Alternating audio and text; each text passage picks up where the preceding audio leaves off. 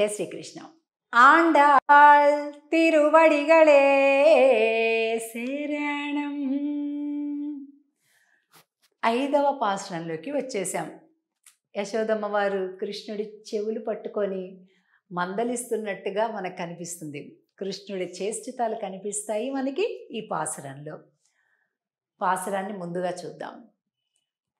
మాయనై మన్ను వడమదురై మైందనై తూయ పెరునీర్ யமுனை துறைவனை ஆயர் குலத்தினில் தோன்றும் மணிவிளக்கை தாயை குடல் விளக்கம் செய்த தாமோதரனை தூயோமாய் வந்து நாம் தூமலர் தூவித்தொழுது வாயினால் பாடி மனத்தினால் சிந்திக்கா போய பிழையும் புகுதருவா நின்றனவும் தீயினில் தூசாகும் செப்பு ஏலோரெம்பாவாய்.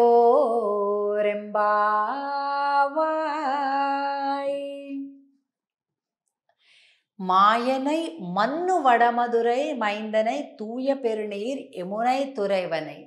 అంటే ఉత్తర మధుర, ఇదేమో దక్షిణ మధుర. మీనాక్షిది దక్షిణ మధుర. మధుర బృందావనం అంటాం కదా ఢిల్లీ దగ్గర, అదేమో ఉత్తర మధుర అంటూ చెప్తుంది. మాయనై ఎంతో ఆశ్చర్యకరమైనటువంటి పనులు చేసేటటువంటి స్వామి శ్రీకృష్ణుడు. ఎక్కడుంటాడండి ఆయన?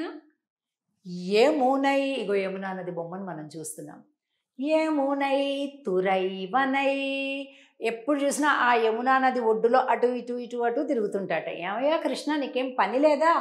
అక్కడెందుకు తిరుగుతున్నావు అంటే, ఒక్కొక్క రేవులో ఒక్కొక్కటి పడుతుంటాయి. ఒక చోట ఆల్చిప్పలు పడుతుంటాయి, ఒక్కొక్క చేపలు పడుతుంటాయి. ఇట్లాగా ఒక్కొక్క రేవులో ఒక్కోటి ఎక్కువగా దొరుకుతుంటాయి. చెప్తాడట కన్నయ్య, ఈ యమునా తీరంలో ఆడపిల్లలు పడుతున్నారు, అందుకే తిరుగుతున్నాను అంటాడట. అందుకే ఈ యమునా నది దగ్గరే ఎప్పుడూ తిరుగుతూ ఉంటాడట. యమునై తురైవనై.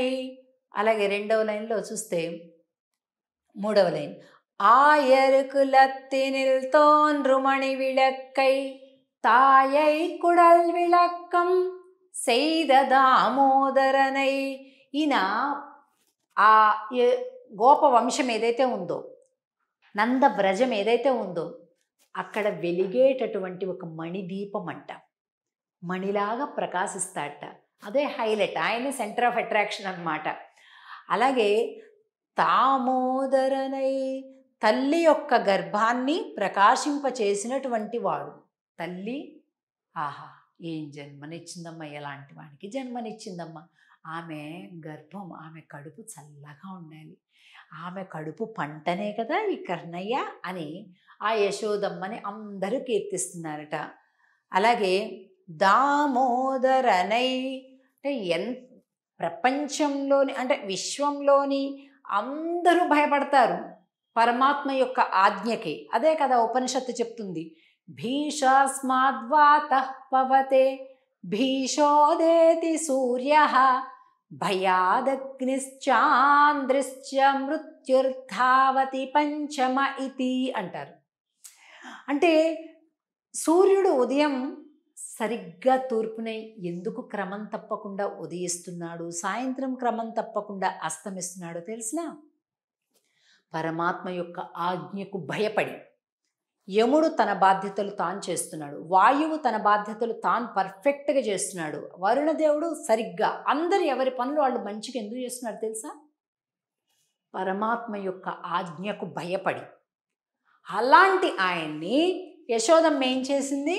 చెవులు పిండి తాడు తీసుకొని కట్టేసేసిందట రోలికి.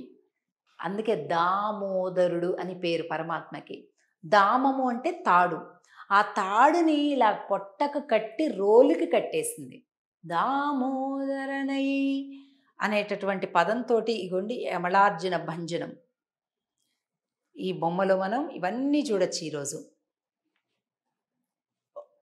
దామోదరుడిగా స్వామి రోలుకి కట్టేస్తే ఆ మద్ది చెట్లలోంచి వెళ్ళిపోతే ఇదిగోండి ఇక్కడ దేవతలకు శాప విమోచనం జరగడం, అలాగే ఇదిగో అమ్మ యశోదమ్మ ఎలాగ కట్టేసి దండిస్తుందో ఇది కూడా మనం చూడొచ్చు ఇక్కడ.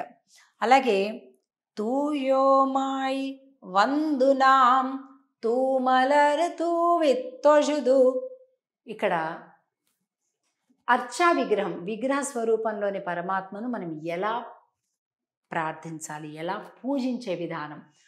తూమలర్ తూవిత్తొజుదు, ఇగో ఇక్కడ ఏనుగులు తామర పుష్పాలను ఇలా తీసేసి ఇలాగా మనకి విసిరి విసిరి కొడుతున్నట్టుగా, అంటే ఈ బొమ్మలో ఏనుగులు తామర పుష్పాలను విసిరేస్తున్నట్టుగా ఉంది. ఏమండి ఇలా చేస్తే కూడా పుణ్యం వస్తుందంటే, ఓ తప్పకుండా వస్తుంది అని చెప్తుందా అంటాడు.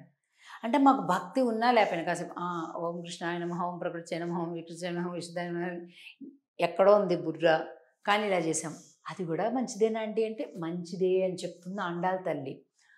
తూమలర్ తూవిత్తొజుదు, ఎందుకు తూయోమాయ్ వందోం, పరిశుద్ధులుగా వచ్చాం. లోపల చాలా ప్రేమ ఉంది కానీ పద్ధతి తెలియదు. చూసారా, అంటే మానసికమైనటువంటి ప్రేమ పరమాత్మ పైన ఇది చాలా ముఖ్యమని చెప్తుంది. ప్రేమ అనేది లేకుండా నువ్వు రత్నాలు పెట్టినా, బంగారాలు పెట్టినా, పెద్ద బంగారపు మండపాన్ని చేయించిన ఏం లాభం అండి? ముందు ప్రేమ ఉండాలి నీకు స్వామి పైన. ఆ రకమైనటువంటి ఒక అనుబంధం ఉండాలి పరమాత్మ పైన. అది చెప్తుంది ఈ పాసురంలో. వాయినాల్ పాడి మనత్తినాల్ సిందిక్క, నోరార పాడతాం, మనసార ధ్యానిస్తాం, పుష్పాలు స్వామిపైకి విసిరేస్తాం. అంటే మాకు పద్ధతి తెలియదు పూర్తిగా అని చెప్తుంది. మనందరికి కూడా అంతే కదండి. మనకి వాళ్ళు అన్ని ఆగమ శాస్త్రాలు వచ్చి, వేద మంత్రాలు వచ్చి అలా చేస్తామా పూజ? చెయ్యం. అది చెప్తుంది ఆండాళ్ ఈ పాసురంలో. అలా చేసినా పర్వాలా, ముందు ప్రేమని నింపుకొని మనసులో భగవంతుడి పట్ల విశ్వాసం పెంచుకో అనేటటువంటి ఒక అద్భుతమైనటువంటి నీతిని ఈ పాసురంలో తెలియజేస్తుంది. ఇది 5వ పాసురం. తిరిగి మనం 6వ పాసురంలో కలుద్దాం. ఆండాళ్ తిరువడిగళే శరణం. జై శ్రీకృష్ణ.